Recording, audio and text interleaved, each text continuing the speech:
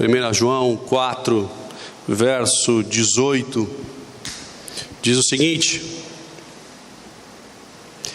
no amor não há medo, antes o perfeito amor lança fora todo o medo, porque o medo produz tormento. Aquele que teme não é aperfeiçoado no amor. No amor não há medo, antes o perfeito amor lança fora todo o medo, porque o medo produz tormento. Aquele que teme não é aperfeiçoado no amor. Papai, obrigado pela tua palavra, obrigado pela tua ministração, obrigado pela tua presença. Pedimos que tu esteja acompanhando esses momentos de meditação na tua palavra e nos guiando através dela, nos incentivando, nos encorajando, nos ministrando de forma mais íntima. Vem com respostas, vem com revelação da tua palavra em nome de Jesus. Amém. Amém. Amém. Eu espero que, ainda que de forma bem breve, eu consiga compartilhar com vocês algo que vem batendo forte no meu coração e que vem me fazendo questionar muitas coisas, inúmeras coisas, inúmeros rumos que às vezes nós temos nas nossas vidas e na vida de amigos e na minha mesmo, enfim.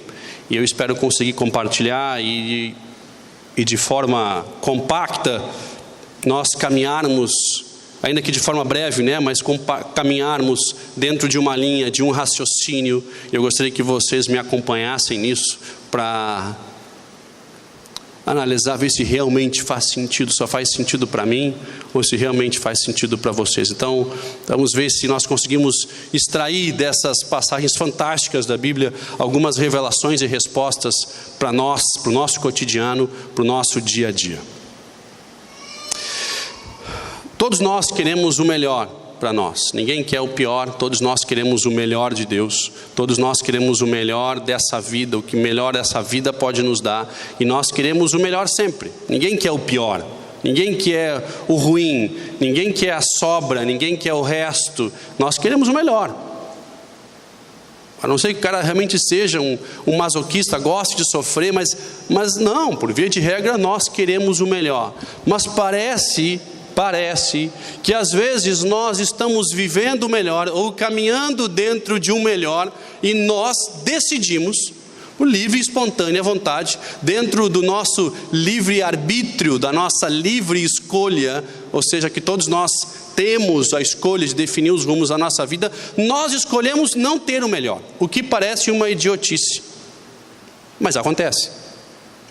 O que parece não fazer sentido nenhum, mas acontece. Nós escolhemos não ter o melhor. E a gente fica pensando, cara, não faz sentido. Não faz sentido.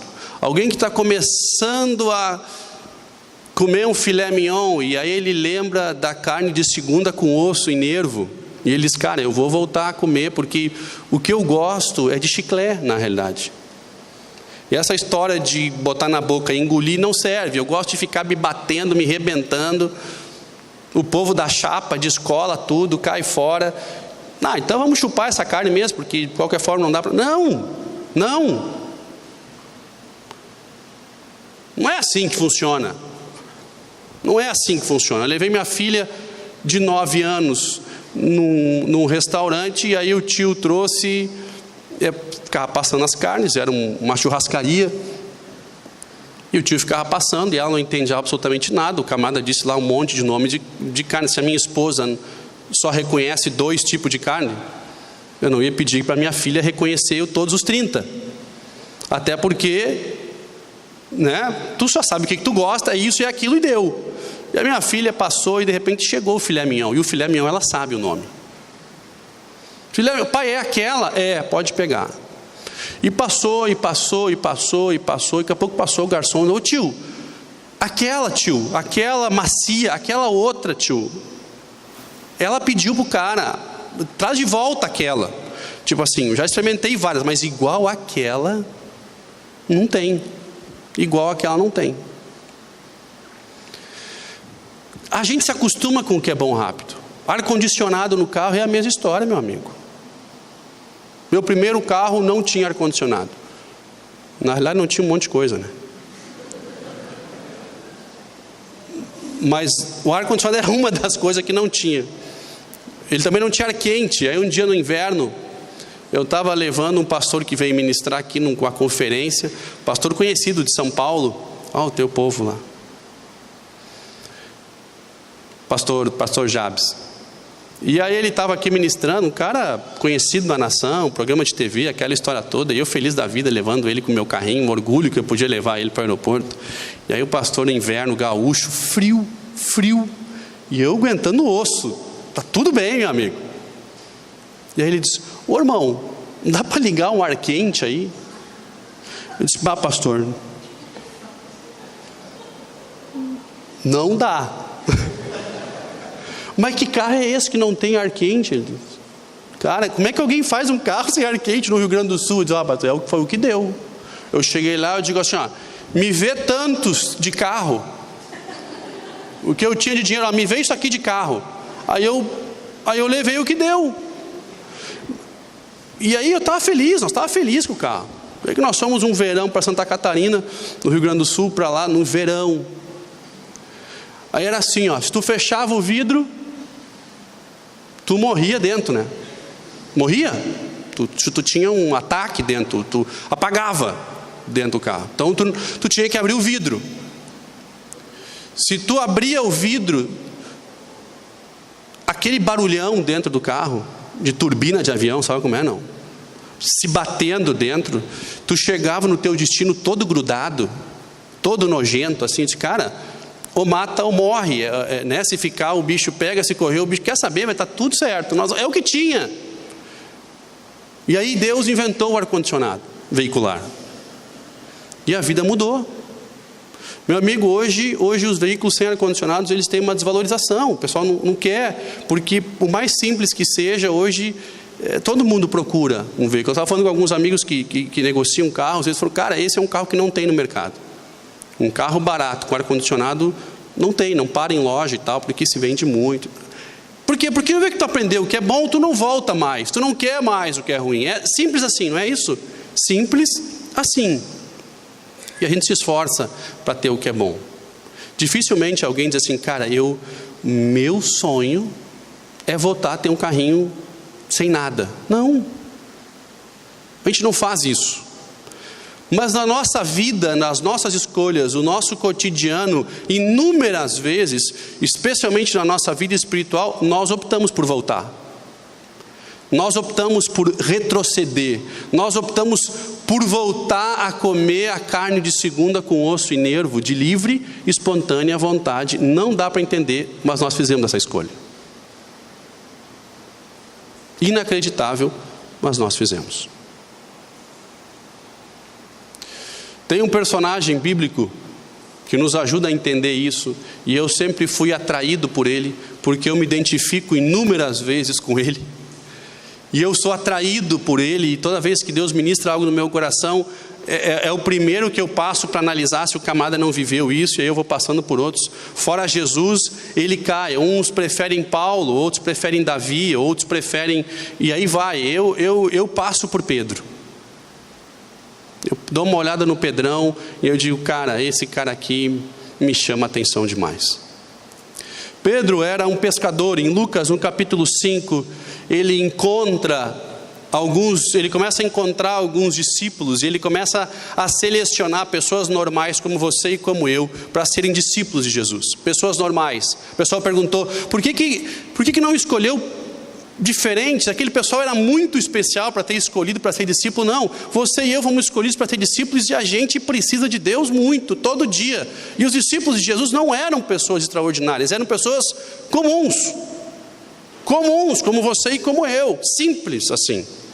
E ele encontra Pedro, em Lucas no capítulo 5, diz que ele encontra Pedro pescando, e Pedro olha para ele, e todo mundo reconhece: cara, é Jesus. Esse cara está fazendo milagre, já fez milagre aqui, já fez milagre lá. E ele diz: Jesus, te afasta, porque eu sou pescador. Jesus olha para Pedro e diz: Pedro, de hoje em diante eu vou te fazer pescador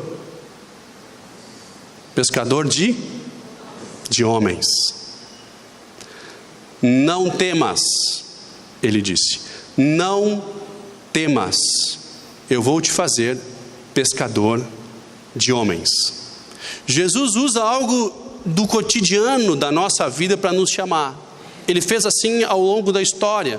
Jesus e Deus usaram dessa metodologia de identificação ao longo da Bíblia inteira. Ele pega um pastor de ovelhas, Davi, e transforma no pastor de um povo. Ele pega Abraão, que era um pai de nada por ser estéril, e transforma no pai de uma nação. Ele pega Paulo, que perseguia os cristãos, e transforma ele num perseguido por Cristo, por fato de ter se doado a Cristo, devido ao amor e à dedicação a Cristo. Deus, ele pega o que nós temos e transforma em algo mais, ele leva em algo maior. Ele pega Pedro, cara, tu tem um dom fantástico, tu pesca, tu atrai, tu ganha, tu tem um dom, cara. Só que o seguinte, tu está usando só para peixe. Tu está fazendo o que aí, cara? Usando só para peixe isso? Eu tenho uma notícia para ti. Eu vou te levantar, eu vou te elevar a um nível mais alto. Eu vou te fazer pescador de homens. Um cara grosso, duro, um cara cascudo. Ele pega esse cara e ele eleva a um nível maior, não merecido, não desejado, não buscado por Pedro. Muito pelo contrário, Pedro diz, cara, não chega perto de mim, Jesus, porque não chega perto, porque eu não sou digno disso aí. Diz, não, cara, não temas. Não temas. O verdadeiro amor, ele lança fora todo medo. Eu estou te chamando em amor. Eu estou te comissionando em amor para algo ainda maior. Mas é uma escolha tua. Sabe o que ele faz? A Bíblia conta que ele larga tudo e segue. Ele podia ser grosso, mas não era burro, né? Ele disse, cara, um nível maior, eu vou ser promovido. Eu estou dentro. Eu estou dentro. Tem ar-condicionado? Eu estou de graça, estou dentro. É meu. Vem para cá. Simples assim. E ele é promovido a um lugar mais alto, a um momento mais alto com Deus. E ao longo da história de Pedro, e não vou passar toda ela porque ela tem inúmeros aspectos. Pedro foi um camarada que viveu altos e baixos. Ele era um cara volátil, ele era um cara up and down, ele era um cara difícil de você conseguir regular a lenta. Sabe como é, não? Ele era um cara difícil de achar o prumo. Ele era um cara difícil de você dizer calma, respira, toma decisão. Ele era um cara extremamente impulsivo. Ele era um cara corajoso, mas impulsivo. E Jesus traz ele para perto. Ele era um dos 3 próximos de Jesus. E ele discipula com cuidado, com carinho. Pedro foi o camarada que viveu os milagres entre os 12. Ele foi o que mais viveu os milagres. Ele era o cara que queria experimentar os milagres. Ele era o cara que via cura na sua família. Ele era o cara que andava sobre águas. Ele era o cara que tinha a revelação de que Jesus era o Filho de Deus. Quando os outros se mexavam, davam um passo para trás, ele não. Ele dizia, é tu, é tu, é tu. Esse era Pedro, um cara que vivia intensamente. Ele era aquele cara que tirou a espada e cortou a orelha do soldado quando todo mundo tremeu de medo. Ele puxa a espada, corta a orelha do soldado. Jesus diz, cara, não, velho, não entendeu, cara, não é isso aí. Vamos colar esse troço de volta. Simples assim. Jesus pega, pum. Cara, não é, cara, eu estou 3 anos contigo, Pedro. Cara, é up and down, é para cima e é para baixo. Eu preciso de uma linha crescente. Tu tem que entender uma coisa, cara. Tu coloca a tua carne, o teu impulso, o teu eu acima de tudo. E quando tu vê, tu pisa na bola de novo, cara. Eu quero que tu tenha o melhor, mas tem que entender algumas coisas. Quando Jesus anuncia que está chegando a época dele morrer, de dar o fim. E isso acontece ali em Lucas, no capítulo 9. Ele diz o seguinte, eu estou indo, e vocês vão ficar, mas não temam. A Bíblia diz que eles temeram de perguntar para Jesus os próximos passos, porque eles tinham medo, eles temeram saber o que vinha. E o verdadeiro amor, ele lança fora todo Medo.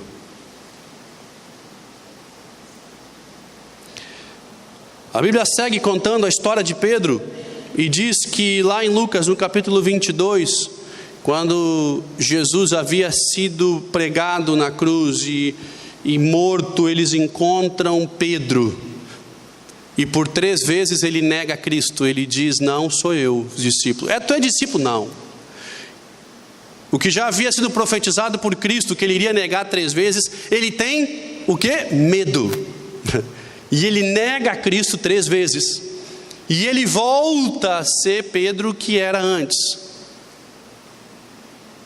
Ele nega 3 vezes, ele volta a ser quem era antes. Por medo, por receio de apanhar, de ser preso, de ser morto, sei lá o que é. Um cara que viveu intensamente as coisas mais preciosas que Jesus poderia ter dado para 12 pessoas, ele foi o cara que mais experimentou. Ele não só viu milagres, ele fez, através da vida dele, através de Cristo, obviamente, milagres aconteceram na vida de Pedro. Ele viu na sua família cura e manifestação, ele viu tudo, e esse cara é o primeiro que pula fora do barco. E ele opta por voltar a ser quem ele era antes, embora tenha vivido coisas incríveis. E embora Jesus tenha falado: não temas, mas ele temeu e foi embora. Jesus ressuscita, encontra Pedro e os discípulos num momento incrível. Isso acontece lá em João, no capítulo 21. Diz que Jesus estava na praia, depois de ressuscitar, e os discípulos estavam pescando. Por convite de quem? De Pedro. Pedro diz o seguinte: cansei, larguei tudo e vou pescar. E os outros: eu vou contigo, não vou ficar parado aí. E eles vão pescar. Eles estão lá dentro, e de repente alguém lá da praia, eles não tinham pegado nada, lá da praia alguém grita: ei! Atira a rede para o outro lado que agora vai. Essa instrução de atira a rede que agora pega, já tinha sido dada uma vez para Pedro. E ele disse: eu conheço essa história. Essa técnica de atirar de novo para o outro lado, só tem um cara que conhece onde é que o cardume está passando aí, meu amigo. Só tem um cara que sabe do que está falando. E é Jesus. E eles atiram a rede, porque eles não reconheciam que era o mestre. Eles atiram a rede, e as redes são tão pesadas a ponto de rebentar. De repente um olha para lá e diz: Jesus, é Jesus que está ali. E Pedro se atira no mar, nada até a margem. Os outros ficam lá puxando a rede até conseguir encostar o barco de novo. E ele chega antes de todo mundo. E ele diz: mestre. A Bíblia diz que Jesus já estava assando alguns peixes e esperando eles.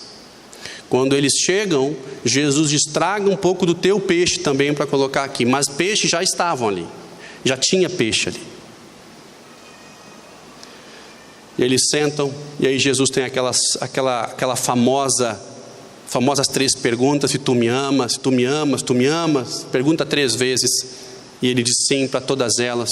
E finalmente parece que Pedro entende. Jesus ele volta, é levado aos céus, e Pedro realmente entende. E é fantástico que depois que Pedro entende essa mensagem, ele fica ali em Jerusalém, até do alto ser revestido do poder, como era a instrução de Jesus. Todos eles ficam, e quando o Espírito Santo vem, o Espírito Santo toma todo mundo, e adivinha qual é o primeiro que recebe o Espírito Santo e vai para a rua e começa a pregar? Pedro. E 3.000, a Bíblia diz que quase 3.000, em Atos capítulo 2, quase 3.000 pessoas se convertem. Essa história, de forma resumida, de um camarada que tem up and down e que viveu de forma muito íntima. Jesus tratou esse cara muito íntimo, muito perto, tentando levantar ele e fazer com que ele parasse com essa volta aos erros, volta ao passado, volta ao lixo, volta ao estrume, volta à lavagem de porco. Ele disse: cara, para de comer lixo. Você já experimentou o melhor. Tu está voltando para futricar no lixo por quê? O verdadeiro amor, ele lança fora todo medo. O teu medo é o quê? E o que me chama a atenção, eu acho que essa é a lição que a gente pode tirar daqui de forma resumida dessa história, é como que Jesus tira um camarada de que estava comendo o melhor e que voltou a comer o lixo, como que ele traz o camarada de volta e diz: cara, tem o melhor para ti, para de voltar lá, cara. Quando que tu vai entender que aquilo não é para ti? Mesmo já ter experimentado um pouco do que é bom, tu voltou a comer lixo, tu volta, eu viro as costas, tu volta a comer lixo, cara.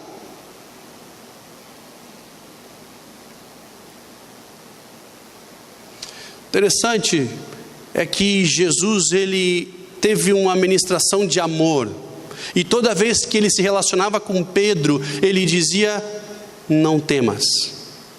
Toda vez que ele fazia um convite para Pedro e para os discípulos, ele dizia: não temas. Esse não temas corria de novo e de novo por um motivo. Não é porque Jesus achava bonito, não, é porque tinha um motivo. É porque de fato ele iria ter medo, e o medo ia fazer com que ele não desse um passo à frente naquilo que era melhor para a vida dele, em Deus. Ele desse um passo e desse um passo para trás. Ele disse: cara, não temas, não volta mais. Eu te fiz pescador de homens. Davi, eu te fiz pastor de um povo. Abraão, eu te fiz pai de uma nação, mesmo sendo estéril.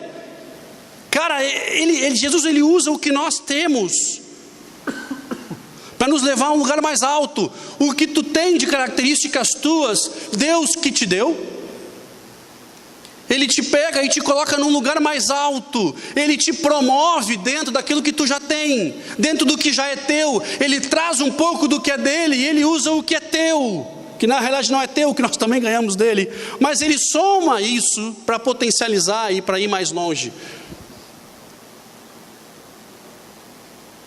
Para cada negada que Pedro deu para Jesus, das 3 vezes que ele deu, para cada negativa, resposta negativa que ele deu para Jesus, para cada negativa, Jesus fez uma pergunta na praia afirmativa. Das 3 vezes que Jesus ouviu Pedro negando, das 3 vezes que Jesus teve que sentir a negativa de Pedro já profetizada, Jesus poderia ter abandonado Pedro e ter dito assim: ó, cara, quer saber? Eu já falei que não é para nós darmos pérola aos porcos, abandona esse Pedro e larga de uma vez, porque o cara não me escuta mais. Em Mateus no capítulo 7, Jesus diz: cara, não deem pérola aos porcos, não deem tesouro para os cães comerem. Não dá preciosidade para quem não merece. Abandona Pedro, ele já negou 3 vezes, eu profetizei, eu disse, ele sabia que isso ia acontecer, e ele foi lá e negou assim mesmo. E Jesus não desiste do camarada. Ele não desistiu do camarada. Eles não é hora de desistir ainda. Os braços de Jesus nunca estão fechados para nós. Jesus está clamando e falando e pedindo e recebendo de volta a nossa vida. Jesus, ele só para de falar, ele nunca fecha os seus braços, mas ele para de falar. Ele diz: cara, quando o livre-arbítrio é atravessado, quando de fato tu não quer mais, quando tu vira as costas, eu não falo mais, porque é uma opção tua, eu te dei o livre-arbítrio, mas os meus braços estão sempre abertos. Para cada negativa de Pedro, eu não conheço Jesus, na beira da praia, Jesus pergunta para ele: Pedro, tu me amas? E ele usa o amor para tirar o medo da vida de Pedro. Para cada vez que Pedro negou Jesus, Jesus pergunta uma vez para ele na beira da praia: Pedro, tu me amas? E para cada resposta afirmativa de Pedro: sim, eu te amo, parece que apagava uma negação dele lá atrás. Pedro, tu me amas? E apagava uma lá atrás. Pedro, tu me amas? E apagou a última dele lá atrás. E interessante que justamente o mesmo Pedro vai pregar e 3.000 se convertem. 3 negativas, 3 afirmativas, e 3.000 pessoas se convertem com a pregação de um cara que entendeu que o verdadeiro amor lança fora todo medo. O motivo pelo qual Pedro oscilava tanto, e o motivo pelo qual a tua vida e a minha vida oscila tanto espiritualmente, embora já tenha experimentado o melhor de Deus, é porque nós temos medo Embora o verdadeiro amor lançasse fora todo medo, o medo nos tranca, nos trava, o medo nos impede de ir adiante. E eu mesmo conhecendo a verdade, eu mesmo tendo vivido a verdade, eu sei que o fato de eu colocar a minha mão no arado e viver aquilo que Deus tem, vai me exigir um pouco mais. Eu sei que também eu vou ter um pouco mais, mas vai me exigir um pouco mais. Então o medo me faz querer voltar, e pelo medo eu como a carne de segunda com osso e nervo, porque eu tenho medo de ter que me arriscar, eu tenho medo de ter que depender de Deus, eu tenho medo de ter que deixar os meus velhos hábitos, eu tenho medo, e eu volto para o estrume, eu volto para o chiqueiro. Não se choque, mas quando eu volto,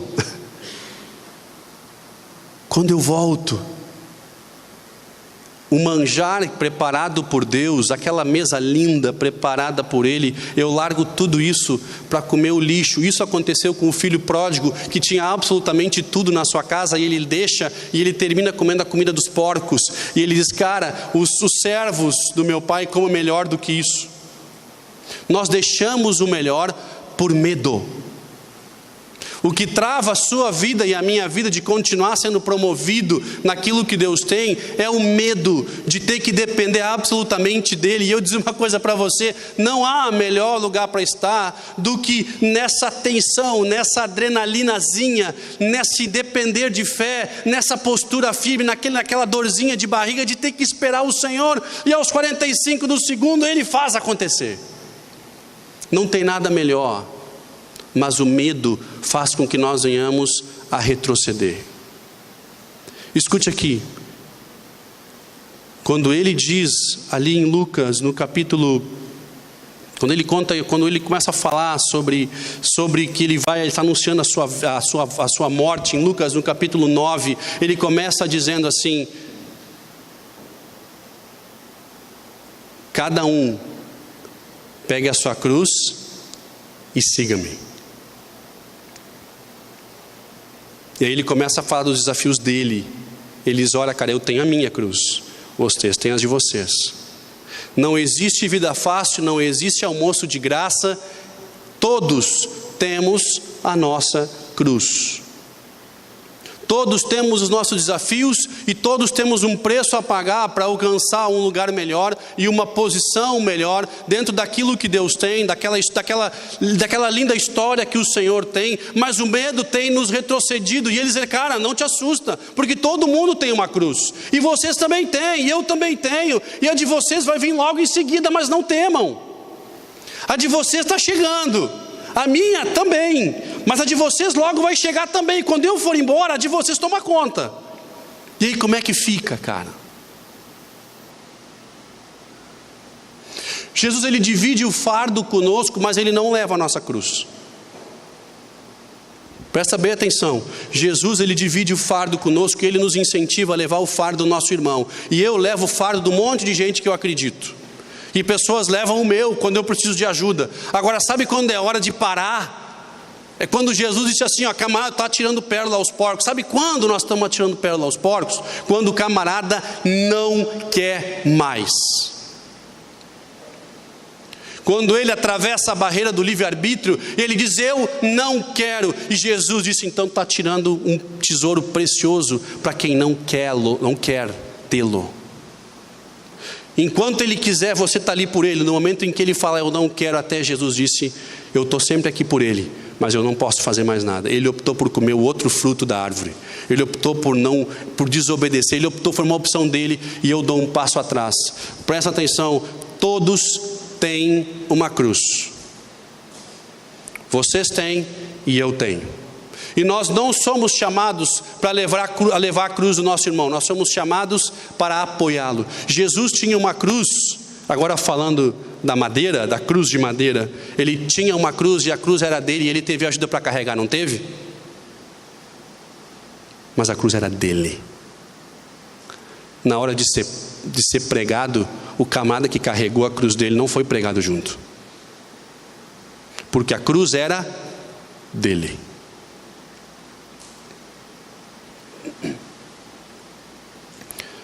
Todos nós queremos o melhor para a nossa vida.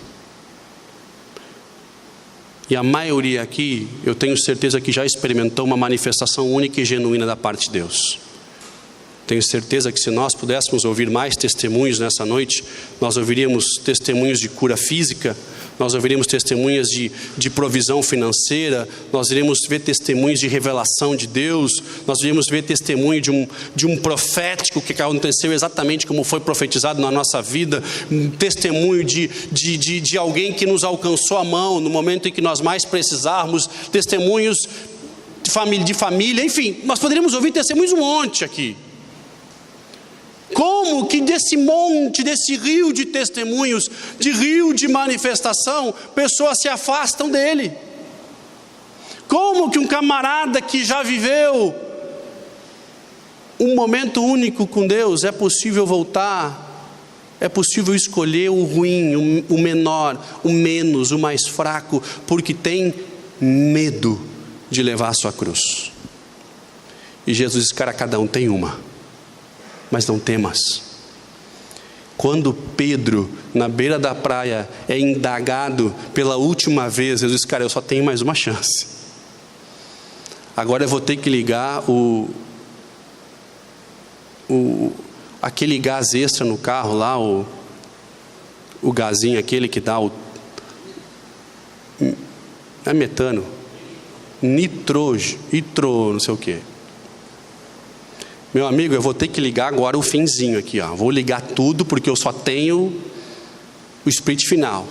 Sabe o atleta que está correndo os 400 metros, meu amigo? 400 metros é a pior corrida que eu conheço na vida. Eu fiz isso na escola, o professor disse, cara, eu sei que não é a tua corrida, mas pega ela, é só para preencher lugar mesmo. Não, eu faço 100 metros.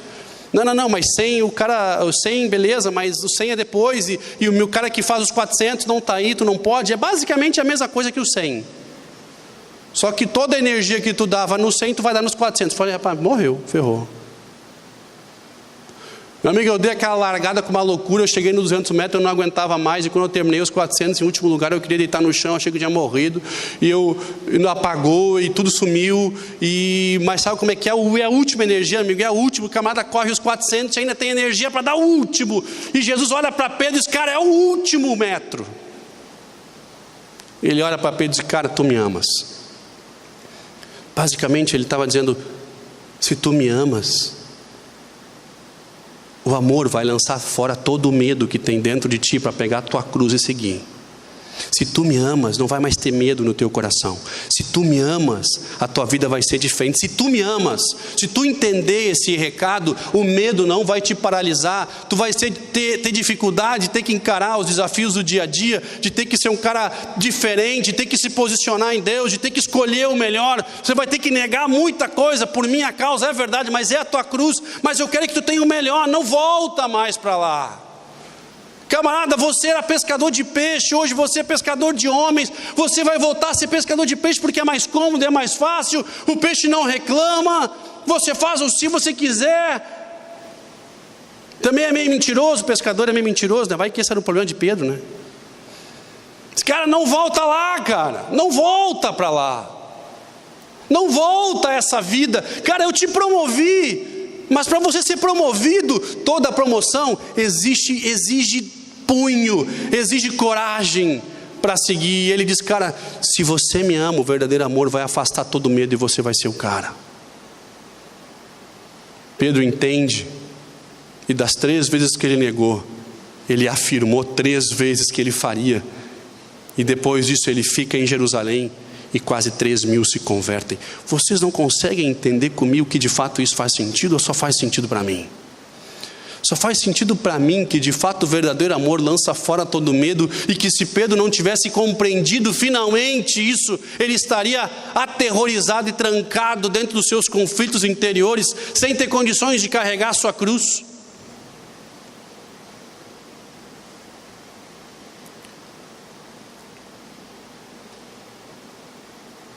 Eu quero ler com vocês Lucas no capítulo 9, e eu encerro com isso.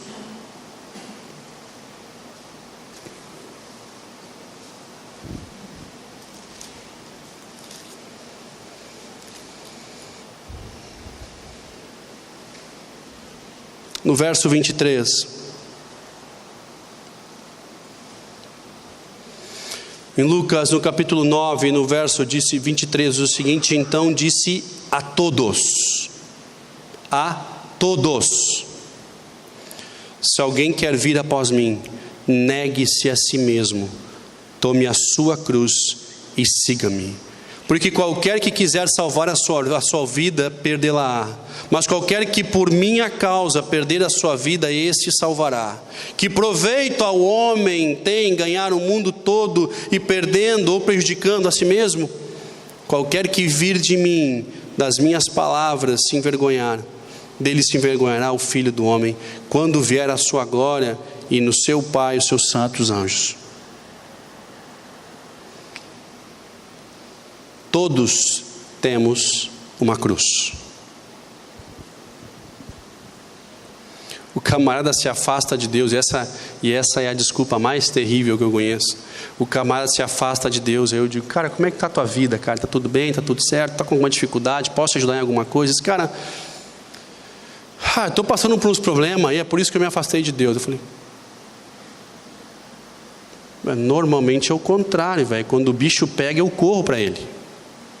Se eu me afasto dele, eu estou roubado. Se com ele está difícil, sem ele, abismo.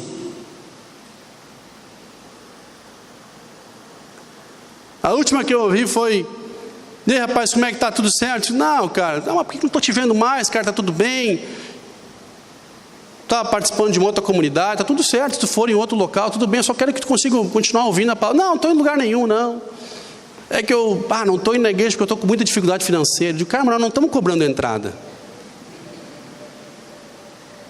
Tu pode ir sentar de graça e pode ir embora de graça. Nós não estamos cobrando, está tudo certo. Está tudo beleza. Eu não entendo. Pessoal, todos nós temos uma cruz. E todos nós temos a chance, e foi colocado diante de nós uma promoção da parte de Deus, nas características que nós temos. O pescador de peixes virou pescador de homens. O pastor de ovelhas virou pastor de um povo. O homem que não era pai virou pai de uma grande nação. E o camarada que matava os cristãos virou alvo.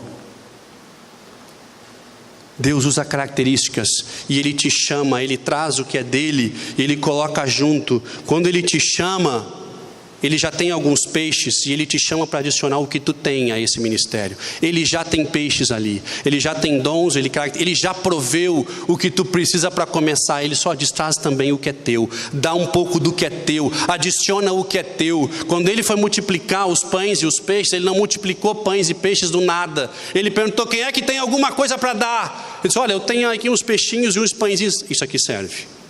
Eu vou partir de alguma coisa que alguém deu, alguma coisa que alguém sacrificou, alguma coisa que alguém colocou. Quando Jesus te chama, Ele traz junto. Você nunca está sozinho, por isso Ele diz: não temas, porque o verdadeiro amor, ele lança fora todo medo. Você não está sozinho, você não está sem provisão, você não está sem recurso. Ele vai trazer o que é dele, você só precisa trazer o que é teu. Mas o começo Ele já deu.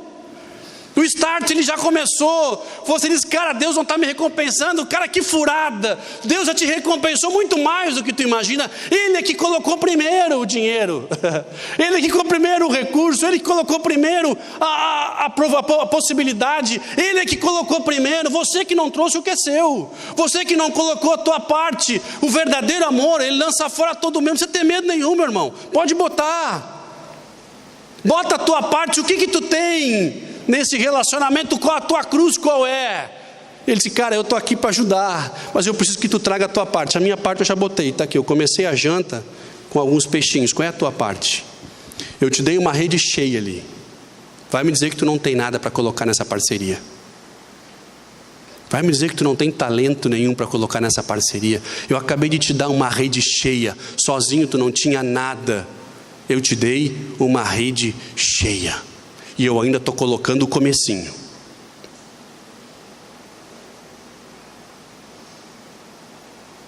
Quando eu levo os meus filhos para a praia, e eles querem fazer buraco na areia, eu faço só o comecinho. E quando começa a chegar perto da água, aquela molhadinha no fundo, e todo mundo sabe o que eu estou falando, né? Cara, eles começam a cavar e cavam com vontade, vão cavando. Eu tenho que dizer para eles uma hora que eles nunca vão conseguir terminar com aquela areia que vem lá embaixo, né? Porque eles cavam com uma força, porque eles querem tirar toda a areia, mas depois que a água começa a entrar, amigo, o troço vai sozinho, e eles acham que eles fizeram todo o trabalho. Mas eu só dou o comecinho.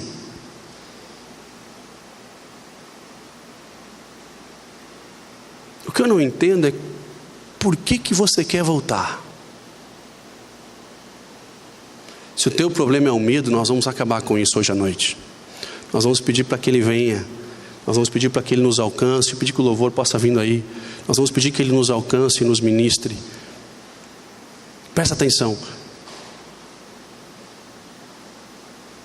Comer carne de pescoço, meu amigo, nós vamos eventualmente comer, porque todos nós temos uma cruz para carregar. O que nós não podemos é comer carne de pescoço por opção nossa, quando Ele está oferecendo filé. O que nós não podemos é voltar a comer esterco, comer estrume, voltar a comer lavagem, quando Ele te oferecer um banquete. Isso é que não dá. O que não dá é para retroceder quando você já teve as maiores experiências e você está com medo de botar a mão naquilo que Deus tem, porque vai te exigir renunciar a ti mesmo, como Ele falou aqui. Mas aquele que quer me seguir, meu amigo, eu tenho uma promoção para a tua vida, eu tenho uma promoção, eu tenho algo mais, mas vai exigir que você queira. Robson, mas eu já neguei Jesus muitas vezes, eu já rejeitei muitas vezes. Cara, não tem problema não. Para cada vez que você negou, nós vamos ter uma afirmação. Para cada vez que você negou, você vai dizer: sim, eu amo, sim, eu amo, sim, eu amo. E nós vamos sobrepor as negativas com as afirmativas, e nós vamos clamar para que Ele venha. E você vai dizer: Robson, mas eu não sei por onde começar. Você não precisa começar. O fogo já foi feito e os primeiros peixes já foram colocados em cima. Você só vai adicionar o que você tem na sua mão. Vamos ficar em pé?